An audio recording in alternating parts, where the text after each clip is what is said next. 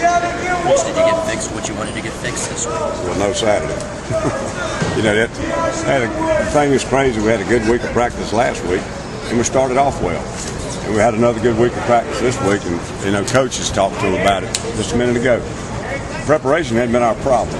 Finishing, hey, we've got to play 4 quarters mentally and physically, focus on things, finish things and correct things. And it's just been a puzzle why we would make a mistake on something that you've run 3 or 4 times and make it at a time where you've done it successfully. So we had a good week of practice, but until you put it on the game field, you don't know. Pass defense was obviously a key concern after last week. How drastically is this week's game plan from last week? Well, it's a different attack.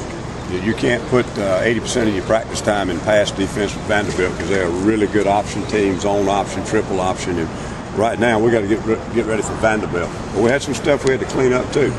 We made a few little personnel moves in the pass situation package. We've talked about some things we got to do a little more often in our pass coverage calls, and cleaned up hopefully the mistakes that were made. They certainly understood what they did. They just didn't get it done. What personnel changes did you make? We tweaked it around. We're going to keep Culliver at corner and not move him in and out to the nickel, from base to dime coverage. Right. We'll let Akeem play the nickel. Keep those 4 deep guys intact. DJ's been playing a lot of the dime.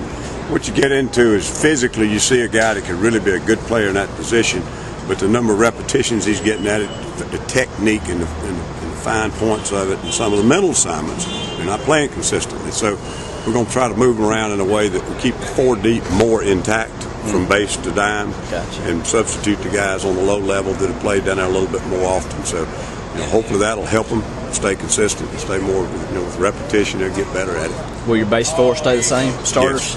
Yes. And, again, they've played good.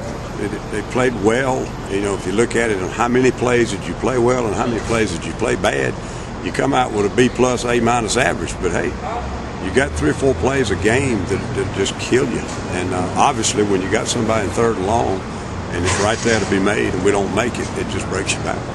Chaz Sutton's situation, what's his status? He's still got that cast on his hand. I really don't know how much he practiced at all because they put a pin in it this week. Right. He's not going to be kept out for the season, I don't think. It was something that we may look at as far as a medical red shirt, depending on how soon he could come back and play. Definitely not taking him to Vandy. I don't know anything about it for a fact, so I really shouldn't say, but it's a little different scenario now that he had that pin put in there. Have you ever been around a team that's been on this long of a road skid, and is there any reason you can see? Gosh, I don't know. I've been on some teams that have been on road skids, but we were not good football teams, and we weren't winning consistently at home either. The thing that's really about this team is we play so well at home. First of all, I think it's really a compliment to our fans and the environment of this stadium.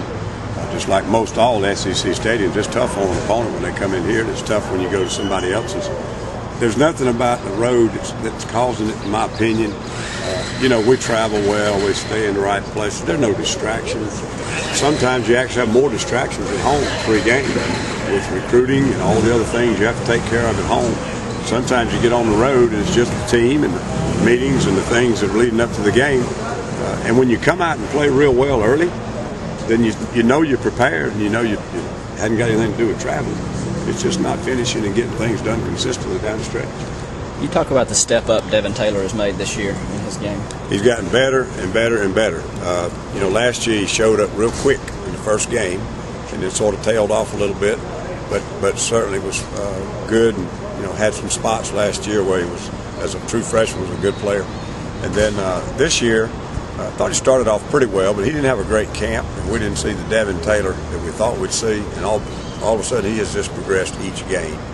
And he's making a lot of big plays for us. Every game he makes 2 or 3 standout plays, but he's also playing very consistently. In terms of his potential, where is he on that scale? Well, I don't know. I think it's kind of hard to say.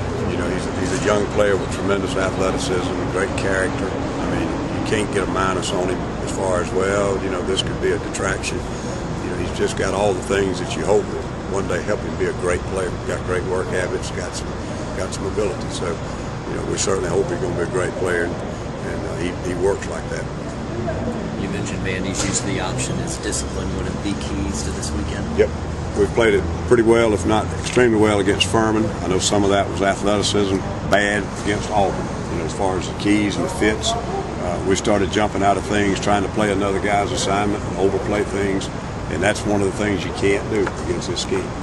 Auburn obviously has a little different flavor to their scheme. It's more wide open and spread out. But Vandy's execution is very good, and they know what they're doing with it. They've gotten behind in some games lately, and they're not able to stay in what they do best every week, and that's run that football. But Smith is a very good passer, too. He's a good passer. If they get the run game going, the play actions off of it can really touch you.